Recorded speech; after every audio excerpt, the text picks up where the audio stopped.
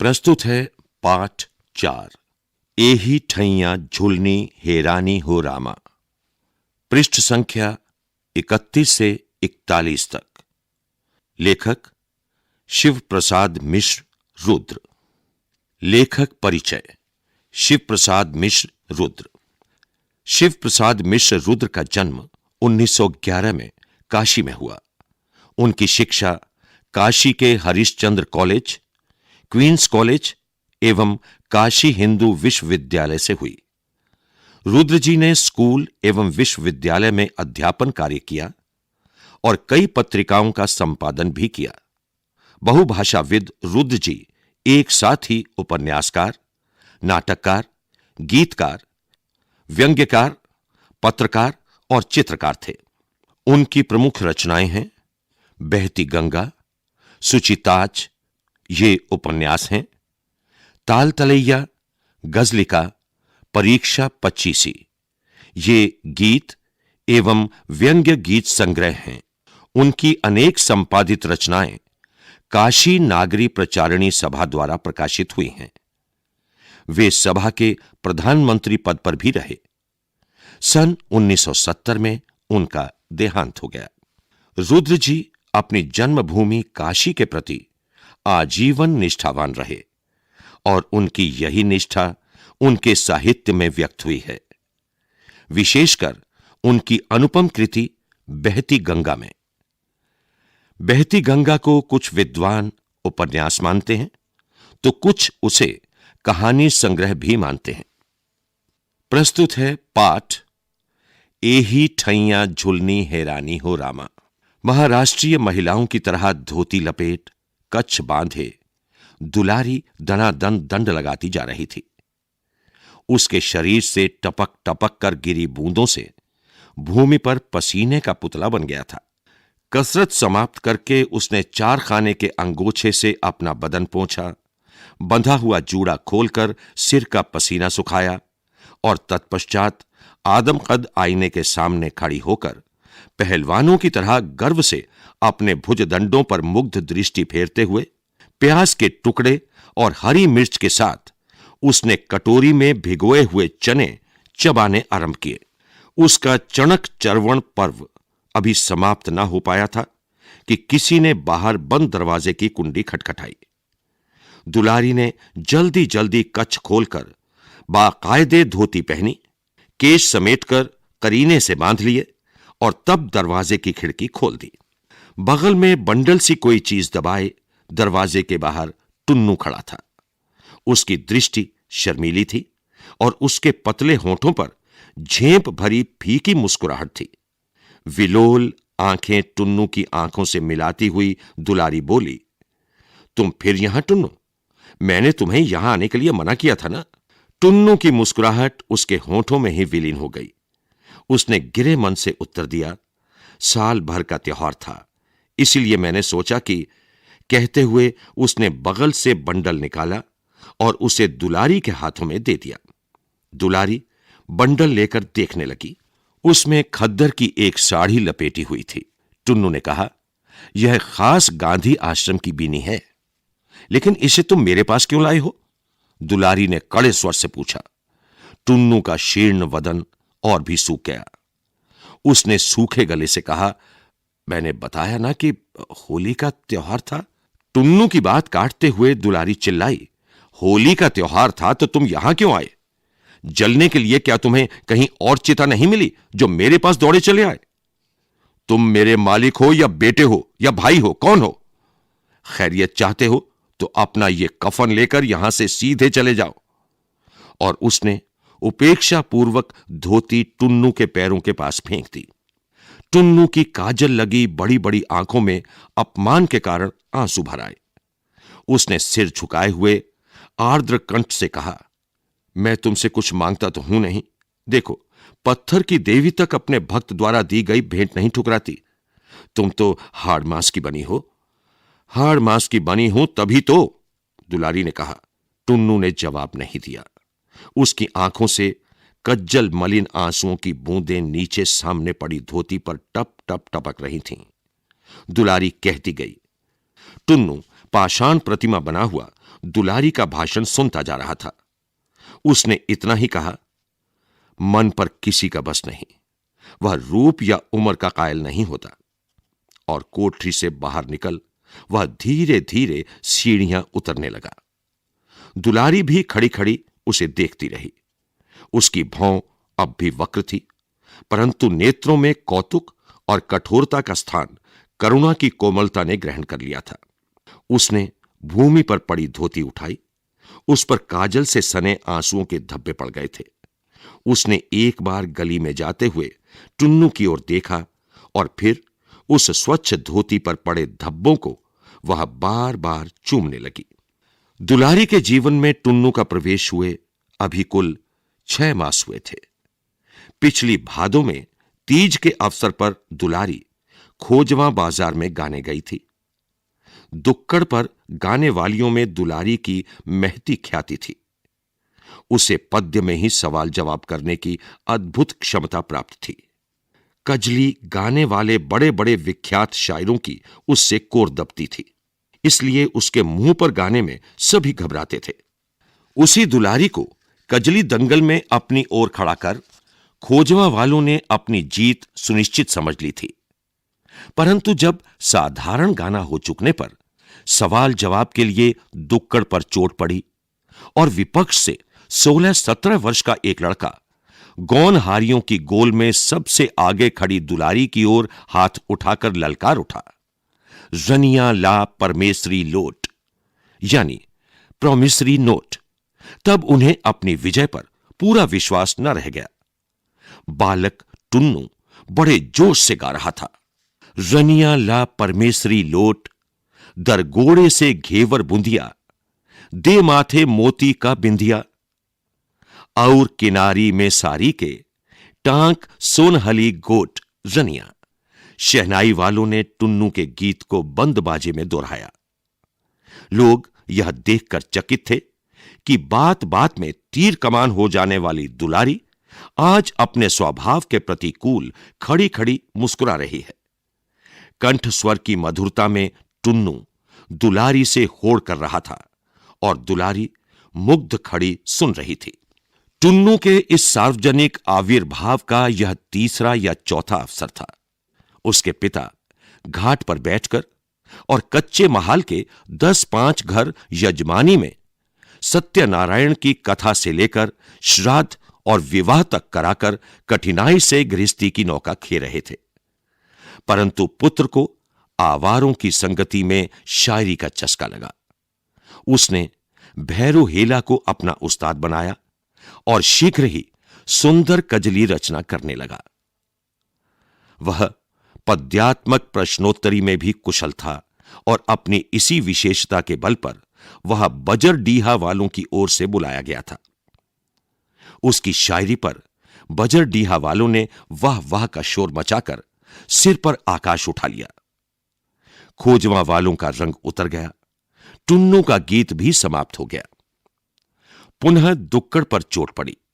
शहनाई का मधुर स्वर गूंजा। अब दुलारी की बारी आई। उसने अपनी दृष्टि मद विह्वल बनाते हुए टुन्नू के दुबले पतले परंतु गोरे गोरे चेहरे को भर आंख देखा और उसके कंठ से छल छल करता स्वर का सोता फूट निकला।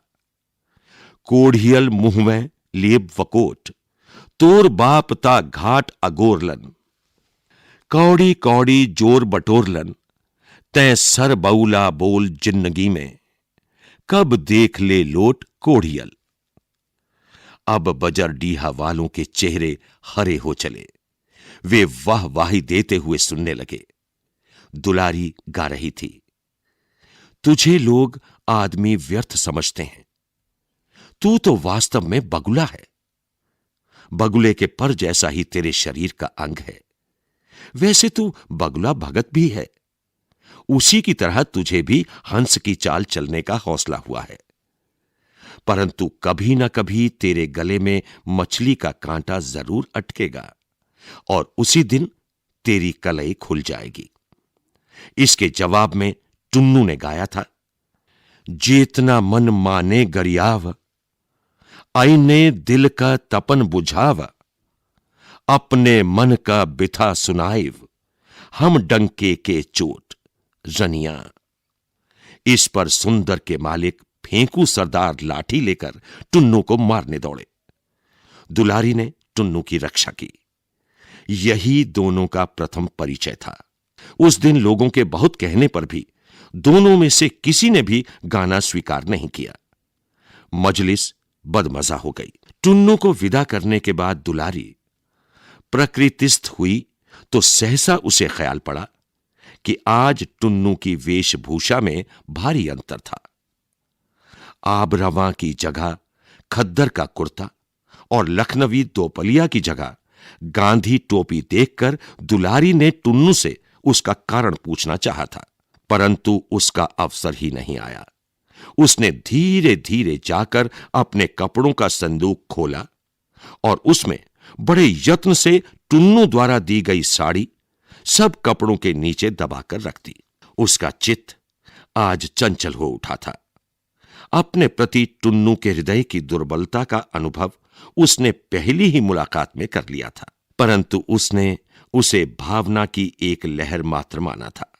परंतु कोई विशेष बातचीत नहीं हुई। कारण, टुन्नू आता, घंटे आध घंटे दुलारी के सामने बैठा रहता, पूछने पर भी हृदय की कामना प्रकट न करता, केवल अत्यंत मनोयोग से दुलारी की बातें सुनता और फिर धीरे से छाया की तरह खिसक जाता। यौवन के अस्ताचल पर खड़ी दुलारी टुन्नू के इस उन्माद पर मन ही मन हंसती, परंतु आज उसे कृशकाय और कच्ची उम्र के पांडु मुख बालक टुन्नू पर करुणा हो आई। अब दुलारी को यह समझने में देर न लगी कि उसके शरीर के प्रति टुन्नू के मन में कोई लोभ नहीं है। वह जिस वस्तु पर आसक्त है उसका संबंध शरीर से नहीं, आत्मा से है। उसने आज यह भी अनुभव किया कि आज तक उसने टुन्नू के प्रति जितनी उपेक्षा दिखाई है वह सब कृत्रिम थी। सच तो यह है कि हृदय के एक निभृत कोने में टुन्नू का आसन दृढ़ता से स्थापित है। फिर भी वह तथ्य स्वीकार करने के लिए प्रस्तुत नहीं थी। वह सत्यता का सामना नहीं करना चाहती थी। वह घबरा उठी, विचार की उलझन से बचने लगी। उसने चूल्हा जलाया और रसोई की व्यवस्था में जुट पड़ी। त्यों ही धोतियों का एक बंडल लिए फेंकू सरदार ने उसकी कोठरी में प्रवेश किया। दुलारी ने धोतियों का बंडल देख उधर से दृष्टि फेर ली। फेंकू ने बंडल उसके पैरों के पास रख दिया और कहा, देखो तो कैसी बढ़िया धोतियां हैं। बंडल पर ठोकर जमाते हुए दुलारी ने कहा, तुमने तो होली पर साड़ी देने का वादा किया था। वह वादा तीज पर पूरा कर दूंगा। आजकल रोजगार बड़ा मंदा पड़ गया है, फेंकू ने समझाते हुए कहा। दुलारी फेंकू को उत्तर देना ही चाहती थी कि जलाने के लिए विदेशी वस्त्रों का संग्रह करता हुआ देश के दीवानों का दल भैरवनाथ की सकरी गली में घुसा और भारत जननी तेरी जय हो गीत की ध्वनि से उभय पार्श्व में खड़ी इमारतों की प्रत्येक कोठरी गूंज गई।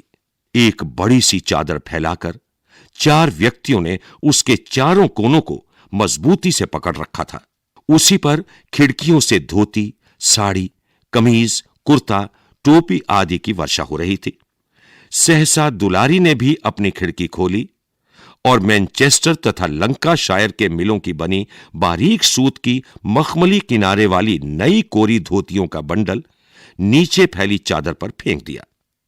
चादर संभालने वाले चारों व्यक्तियों की आंखें एक साथ खिड़की की ओर उठ गईं। कारण, अब तक जितने वस्त्रों का संग्रह हुआ था वे अधिकांश फटे पुराने थे, परंतु यह जो नया बंडल गिरा उसकी धोतियों की तह तक न खुली थी। चारों व्यक्तियों के साथ जुलूस में शामिल सभी लोगों की आंखें बंडल फेंकने वाली की तलाश खिड़की में करने लगीं। त्यों ही खिड़की पुनः धड़ाके से बंद हो गई। जुलूस आगे बढ़ गया। जुलूस में सबसे पीछे जाने वाली खुफिया पुलिस के रिपोर्टर अली सगीर ने भी यह दृश्य देखा। अपनी फर्राटी मूंछों पर हाथ फेरते हुए सजग नेत्रों से मकान का नंबर दिमाग में नोट कर लिया। इतने में ही ऊपर खिड़की का एक पल्ला फिर खुला और तुरंत ही पुनः धड़ाके से बंद भी हो गया। परंतु इसी बीच अली सगीर ने देख लिया कि किवाड़ दुलारी ने खोला था और एक पुरुष ने झटके से उसका हाथ किवाड़ के पल्ले पर से हटा दिया और दूसरे हाथ से पल्ला बंद कर दिया।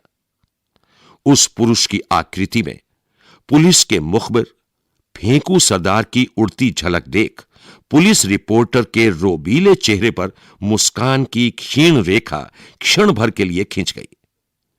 उसने तनिक हटकर चबूतरे पर बैठे बेनी तमूली के सामने एक दुअन्नी फेंक दी। फेंकू सरदार की चौड़ी और पुष्ट पीठ पर शपाशप झाड़ू झाड़ती तथा उसके पीछे पीछे धमाधम सीढ़ी उतरती दुलारी चिल्लाई, निकल निकल, अब मेरी देहरी डांका तो दांत से तेरी नाक काट लूंगी। उत्कट क्रोध से दुलारी के नथने फूल गए थे, अधर फड़क रहा था, आंखों से ज्वाला सी निकल रही थी। फेंकू के गली में निकलते ही उसने दरवाजा बंद कर लिया। उधर पुलिस रिपोर्टर से आंखें चार होते ही झेंपने के बावजूद लाचार सा होकर फेंकू उसकी ओर बढ़ा और इधर धीरे धीरे दुलारी आंगन में लौटी। आंगन में खड़ी उसकी संगनियों और पड़ोसिनों ने उसकी ओर कुतूहल भरी दृष्टि से देखा, परंतु दुलारी ने उनकी ओर आंख तक ना उठाई। सीढ़ी चढ़कर उपेक्षा से झाड़ू अपनी कोठरी के द्वार पर फेंकती हुई वह अपनी कोठरी में जा घुसी। चूल्हे पर बटलोही में दाल चुर रही थी। उसने पैर की एक ठोकर से बटलोही उलट दी। सारी दाल चूल्हे में जा गिरी, आग बुझ गई। परंतु दुलारी के दिल की आग अब भी भट्टी की तरह जल रही थी। पड़ोसिनों ने उसकी कोठरी में आकर वह आग बुझाने के लिए मीठे वचनों की जलधारा गिराना आरंभ किया। फलस्वरूप वह ठंडी भी होने लगी। दुलारी बोली, तुम ही लोग बताओ, कभी टुन्नू को यहां आते देखा है? यह तो आधी गंगा में खड़े होकर कह सकते हैं कि टुन्नू यहां कभी नहीं आता। झींगुर की मां ने कहा, वह यह बात बिल्कुल भूल गई थी कि उसने कुल 2 घंटा पहले टुन्नू को दुलारी की कोठरी से निकलते देखा था। झींगुर की मां की बात सुनकर अन्य स्त्रियां होठों में मुस्कुराईं, परंतु किसी ने प्रतिवाद नहीं किया। दुलारी पुनः शांत हो चली।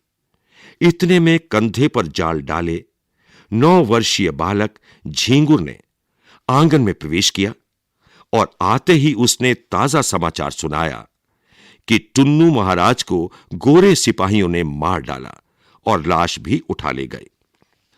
और कोई दिन होता तो दुलारी इस समाचार पर हंस पड़ती, टुन्नू को 2-4 गालियां सुनाती, परंतु आज यह संवाद सुन वह स्तब्ध हो गई। उसने यह भी ना पूछा कि घटना कहां और किस तरह हुई। कभी किसी बात पर न पसीजने वाला उसका हृदय कातर हो उठा और सदैव मरुभूमि की तरह धू धू जलने वाली उसकी आंखों में मेघमाला घिराई। उसने पड़ोसिनों की निगाह से अपने आंसुओं को छिपाने का कोई प्रयत्न नहीं किया। पड़ोसी ने भी कर्कशा दुलारी के हृदय की यह कोमलता देख दंग हो गईं। उन्होंने दुलारी के इस आचरण को बार वनिता सुलभ अभिनय मात्र समझा। बिट्टू ने दिल लगी भी की, मुझे लुका छिपी फूटी आंख नहीं सुहाती। मैंने तो आज तक जो कुछ भी किया सब डंके की चोट। दुलारी ने कहा। वह उठी और सबके सामने संदूक खोल उसमें से टुन्नू की दी हुई आंसुओं के काले धब्बों से भरी खद्दर की धोती निकाल उसने पहन ली। उसने झींगुर को बुलाकर पूछा, टुन्नू कहां मारा गया? झींगुर ने बताया, टाउन हॉल। और जब वह टाउन हॉल जाने के लिए घर से बाहर निकली तो दरवाजे पर ही थाने के मुंशी के साथ फेंकू सरदार ने आकर कहा कि दुलारी को थाने जाना होगा। आज अमन सभा द्वारा आयोजित समारोह में उसे गाना पड़ेगा। रिपोर्ट की कॉपी मेज पर पटकते हुए प्रधान संवाददाता ने अपने सहकर्मी को डांटा, शर्मा जी, आप तो अखबार की रिपोर्टरी छोड़कर चाय की दुकान खोल लेते तो अच्छा होता। संवाद संग्रह तो आपके बूते की बात नहीं जान पड़ती। भयभीत शर्मा जी ने गड्ढे में कौड़ी खेलती हुई अपनी आंखों से चश्मा उतारकर उसे कुर्ते से पोंछते हुए पूछा, क्यों, क्या हुआ? प्रधान संवाददाता ने खींचकर कहा, यह जो आप पन्ने पर पन्ना अलिफ लैला की कहानी से रंग लाए हैं, वह कहां छपेगा और कौन छापेगा, इस पर भी आपने कुछ विचार किया है? आपने जो लिखा है उसका आपके सिवा कोई और भी गवाह है। आज आपकी रिपोर्ट छाप दूं तो कल ही अखबार बंद हो जाए, संपादक जी बड़े घर पहुंचा दिए जाएं। अपने संबंध में वार्ता होती सुनकर संपादक जी भी सजग हुए। उन्होंने पूछा, क्या बात है? यही शर्मा जी की रिपोर्टिंग पर झक रहा हूं, और क्या? प्रधान संवाददाता ने कहा, पढ़िए। संपादक ने आदेश दिया। प्रधान संवाददाता ने रिपोर्ट की कॉपी शर्मा जी की ओर बढ़ाते हुए कहा, लीजिए, आप ही पढ़कर सुनाइए। वह शीर्षक भी पढ़ दीजिएगा जो आपने संवाद पर लगाया है। क्या शीर्षक है? एही ठैया झुलनी हे रानी हो रामा, झेप भरी मुद्रा में शर्मा जी ने कहा, और फिर धीरे धीरे वो रिपोर्ट पढ़ने लगे। कल 6 अप्रैल को नेताओं की अपील पर नगर में पूर्ण हड़ताल रही, यहां तक कि खोमचे वालों ने भी नगर में फेरी नहीं लगाई। सवेरे से ही जुलूसों का निकलना जारी हो गया, जो जलाने के लिए विदेशी वस्त्रों का संग्रह करता जाता था। ऐसे ही एक जुलूस के साथ नगर का प्रसिद्ध कजली गायक टुन्नू भी था।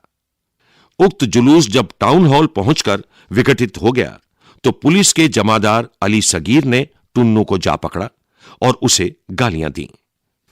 गाली देने का प्रतिवाद करने पर जमादार ने उसे बूट की ठोकर मारी। चोट पसली में लगी। वह तिलमिलाकर जमीन पर गिर गया और उसके मुंह से एक चुल्लू खून निकल पड़ा। पास ही गोरे सैनिकों की गाड़ी खड़ी थी। उन्होंने टुन्नू को उठाकर गाड़ी में लाद दिया। लोगों से कहा गया कि अस्पताल को ले जा रहे हैं, परंतु हमारे संवाददाता ने गाड़ी का पीछा करके पता लगाया है कि वास्तव में टुन्नू मर गया। रात के 8 बजे टुन्नू का शव वरुणा में प्रवाहित किए जाते भी हमारे संवाददाता ने देखा है। इस सिलसिले में यह भी उल्लेख है कि टुन्नू का दुलारी नामनी गौनहारिन से भी संबंध था। कल शाम अमन सभा द्वारा टाउन हॉल में आयोजित समारोह में भी, जिसमें जनता का एक भी प्रतिनिधि उपस्थित नहीं था, दुलारी को नचाया गवाया गया। उसे भी शायद टुन्नू की मृत्यु का संवाद मिल चुका था। वह बहुत उदास थी और उसने खद्दर की एक साधारण धोती मात्र पहन रखी थी। सुना जाता है कि उसे पुलिस जबरदस्ती ले आई थी।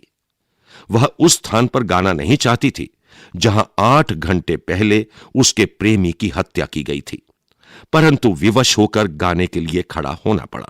कुख्यात जमादार अली सगीर ने मौसमी चीज गाने की फरमाइश की। दुलारी ने फीकी हंसी हंसकर गाना प्रारंभ किया। उसने कुछ अजीब दर्द भरे गले से गाया, एही ठैया झुलनी हे रानी हो रामा, कासों मैं पूछूं।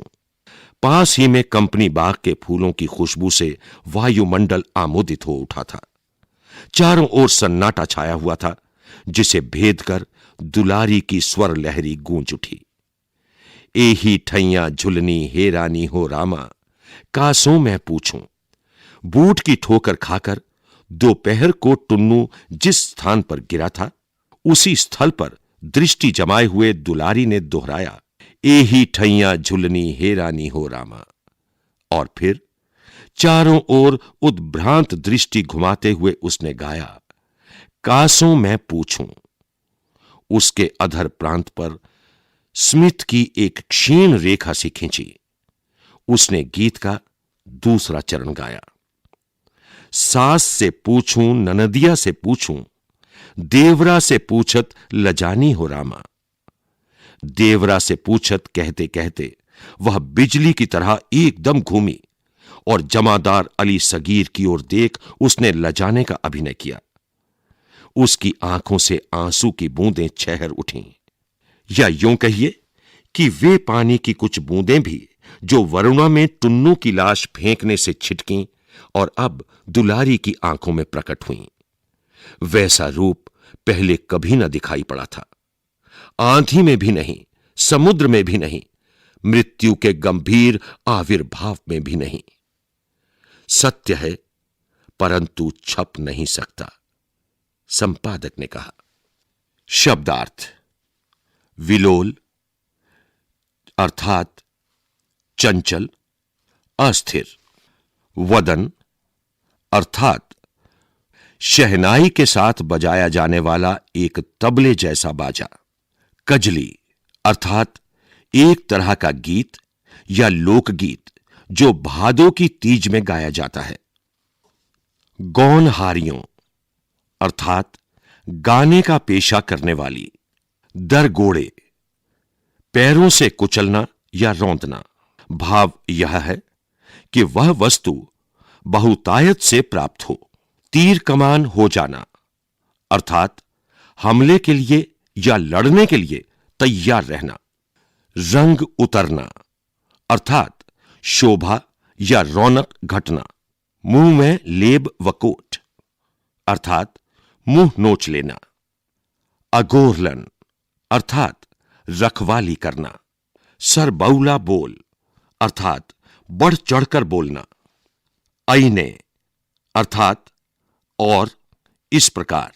बिथा अर्थात व्यथा। आबरवा अर्थात बहुत बारीक मलमल। पार्श्व अर्थात दोनों तरफ।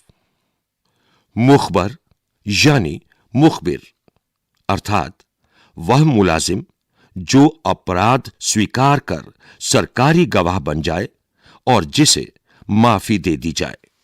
डांका अर्थात लांघना। मेघमाला यहां पर इसका अर्थ है आंसुओं की झड़ी। उद्भ्रांत अर्थात भ्रमित चित्त, हैरान। प्रश्न अभ्यास। प्रश्न अभ्यास। प्रश्न 1। हमारी आजादी की लड़ाई में समाज के उपेक्षित माने जाने वाले वर्ग का योगदान भी कम नहीं रहा है। इस कहानी में ऐसे लोगों के योगदान को लेखक ने किस प्रकार उभारा है? प्रश्न 2। कठोर हृदयी समझी जाने वाली दुलारी टुन्नू की मृत्यु पर क्यों विचलित हो उठी? प्रश्न 3। कजली दंगल जैसी गतिविधियों का आयोजन क्यों हुआ करता होगा? कुछ और परंपरागत लोक आयोजनों का उल्लेख कीजिए। प्रश्न 4। दुलारी विशिष्ट कहे जाने वाले सामाजिक सांस्कृतिक दायरे से बाहर है, फिर भी अति विशिष्ट है। इस कथन को ध्यान में रखते हुए दुलारी की चारित्रिक विशेषताएं लिखिए। प्रश्न 5। दुलारी का टुन्नू से पहली बार परिचय कहां और किस रूप में हुआ? प्रश्न 6। दुलारी का टुन्नू को यह कहना कहां तक उचित था? तय सरबौला बोल जिंदगी में कब देख ले लोट। दुलारी के इस आक्षेप में आज के युवा वर्ग के लिए क्या संदेश छिपा है? उदाहरण सहित स्पष्ट कीजिए। प्रश्न 7। भारत के स्वाधीनता आंदोलन में दुलारी और टुन्नू ने अपना योगदान किस प्रकार दिया? प्रश्न 8। दुलारी और टुन्नू के प्रेम के पीछे उनका कलाकार मन और उनकी कला थी। यह प्रेम दुलारी को देश प्रेम तक कैसे पहुंचाता है? प्रश्न 9। जलाए जाने वाले विदेशी वस्त्रों के ढेर में अधिकांश वस्त्र फटे पुराने थे, परंतु दुलारी द्वारा विदेशी मिलों में बनी कोरी साड़ियों का फेंका जाना उसकी किस मानसिकता को दर्शाता है? प्रश्न 10। मन पर किसी का बस नहीं, वह रूप या उम्र का कायल नहीं होता। टुन्नू के इस कथन में उसका दुलारी के प्रति किशोर जनित प्रेम व्यक्त हुआ है, परंतु उसके विवेक ने उसके प्रेम को किस दिशा की ओर मोड़ा? प्रश्न 11। एही ठैया झुलनी हेरानी हो रामा का प्रतीकार्थ समझाएं। अभी आप सुन रहे थे पाठ 4 एही ठैया झुलनी हेरानी हो रामा। ध्वनि संपादन निर्माण तथा निर्देशन विमलेश चौधरी। प्रस्तुति CIET NCERT, नई दिल्ली, भारत।